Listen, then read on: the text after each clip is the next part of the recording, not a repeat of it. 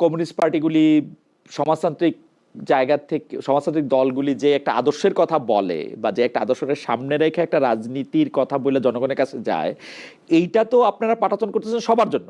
ইচ্ছা করলে মির্জা গালিবও আসতে পারবেন, ইচ্ছা করলে সমাজতন্ত্রে বিশ্বাস না করলেও আরেকজন আসতে পারবেন। তো আপনারা সমাজতন্ত্রের রাজনীতির শেষ দেখতেছেন কিনা বাংলাদেশে?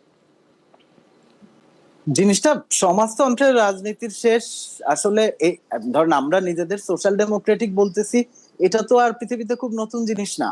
বাংলাদেশের কনটেক্সটে এটা নতুন, কিন্তু সোশ্যাল ডেমোক্রেটিক ট্র্যাডিশন তো একটা পুরনো জিনিস। এখন আমরা যেটা বলতেছি যে আমরা জিনিসটা আসলে বাংলাদেশের মতো করে করব, মানে এখানে মূল জায়গাটা হচ্ছে যে কমিউনিস্ট বা আমাদের এই জায়গায় পুরনো বামপন্থী দলগুলি চা মানে লাইফটা ভরপুর, চা মানে ইস্পাহানি মির্জাপুর। যেটা আমাদের অনেক দিনের পর্যালোচনা যে এগুলি একটু রেটোরিক্যাল, মানে আইডিওলজিটা যেটা হয়েছে যে একদমই কমপ্লিটলি রেটোরিক্যাল, মানুষের প্রবলেম সলিউশনের সাথে এটার আর কোনো সংযোগ নাই।